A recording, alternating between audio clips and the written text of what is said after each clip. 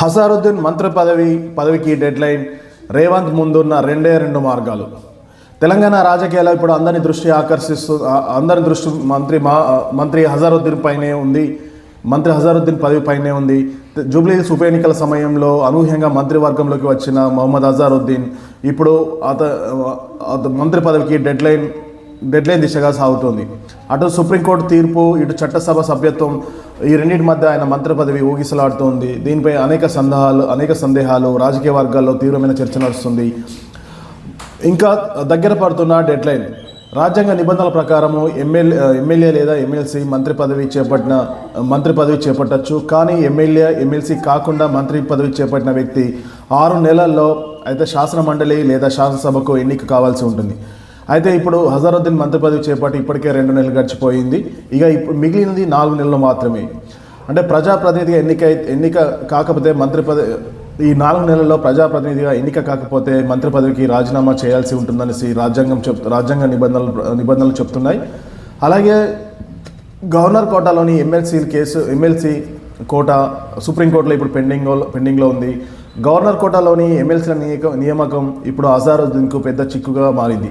గతంలో బీఆర్ఎస్ ప్రభుత్వం హయాంలో ఉన్నప్పుడు బీఆర్ఎస్ గవర్నర్ కోటాలో దాసోజు శ్రావణ్, కుర్ర సత్యనారాయణ పేర్లను గవర్నర్ పంపడంతో గవర్నర్ వాటిని తిరస్కరించారు.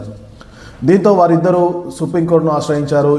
ఈ వివాదం కొనసాగుతుండగానే రేవంత్ ప్రభుత్వం కోదండరాం, అజారుద్దీన్ పేర్లను ఎమ్మెల్సీ పేర్లను గవర్నర్ కోటా కింద నామినేట్ చేశారు.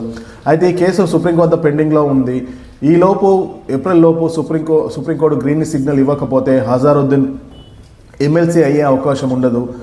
అనంతరం తను మంత్రి పదవి కోల్పోవడం దాదాపు ఖాయంగా కనబడుతుంది. అయితే రాష్ట్రంలో కూడా ఎమ్మెల్సీ ఎక్కడ ఖాళీ లేని పరిస్థితి ఏర్పడింది. రాష్ట్రంలో వచ్చే ఏడాది నవంబర్ నాటికి కొత్త ఎమ్మెల్సీ ఖాళీ అయ్యే సీట్లు ఎక్కడ కనబడట్లేదు. కేవలం గవర్నర్ కోటా మాత్రమే ఆయనకు ఉన్న ఏకైక మార్గంగా కనబడుతుంది. ఒకవేళ కోర్టు తీర్పు ప్రతికూలంగా వస్తే ఆయన మంత్రి పదవి నుంచి తప్పిపోవాల్సిందేనని రాజకీయ విశ్లేషకులు చెప్తున్నారు. అయితే ఇప్పుడు ప్రజెంట్ ముఖ్యమంత్రి ముందున్న 2 మార్గాలు ఉన్నాయి. ఒకటి హజారుద్దీన్ మంత్రి పదవిని కాపాడడానికి సీఎం రేవంత్ రెడ్డి ముందు రెండు మార్గాలు కనబడుతున్నాయి. ఎవరైనా ఎమ్మెల్సీతో రాజీనామా చేయించి ఆ ఎమ్మెల్సీ స్థానంలో హజారుద్దీన్కి కేటాయించడం. కాకపోతే ఇది అంత ఈజీగా కనబడుతుంది. ఇప్పటికే భారీ స్థాయిలో ఆశాభావాలు ఎమ్మెల్సీ స్థానం కోసం ఎదురు చూస్తున్నారు కాంగ్రెస్ పార్టీలో. ఇప్పటికే దాదాపు 2 టర్మ్స్ నుంచి అధికారం లేకపోయేసరికి ఎమ్మెల్సీ పదవి కోసం నామినేటెడ్ పోస్టుల కోసం చాలామంది ఆశావాలు ఎదురు చూస్తున్నారు. కానీ ఇది అంత సులభం కాదు. మరొకటి ఖైరతాబాద్ ఉప ఎన్నిక. ఖైరతాబాద్ ఎమ్మెల్యే దానం నాగేందర్ తన పదవికి రాజీనామా చేసి అక్కడ వచ్చే ఉప ఎన్నికల్లో హజారుద్దీన్తో పోటీ చేసే అవకాశం ఉందని అదొక టాక్ కూడా నడుస్తుంది.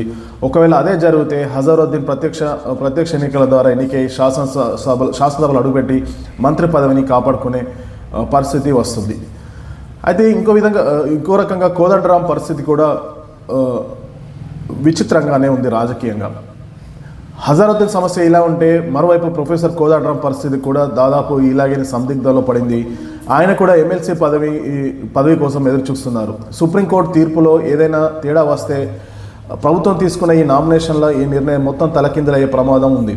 హజారుద్దీన్ మంత్రి పదవి గట్టెక్కాలంటే ఇప్పుడు అంతా సుప్రీంకోర్టు చేతుల్లోనే ఉంది. ఏప్రిల్ లోపు కోర్టు నుంచి సానుకూల తీర్పు రాకపోతే తెలంగాణ క్యాబినెట్లో మార్పులు ఖాయమని స్పష్టమవుతుంది. రేవంత్ రెడ్డి తన మిత్రుడి పదవి కాపాడుకోవడానికి ఎటువంటి సాహసోపేత నిర్ణయం తీసుకుంటారో అనేసి ఇప్పుడు రాజకీయ వర్గాల్లో తీవ్రమైన చర్చ నడుస్తుంది.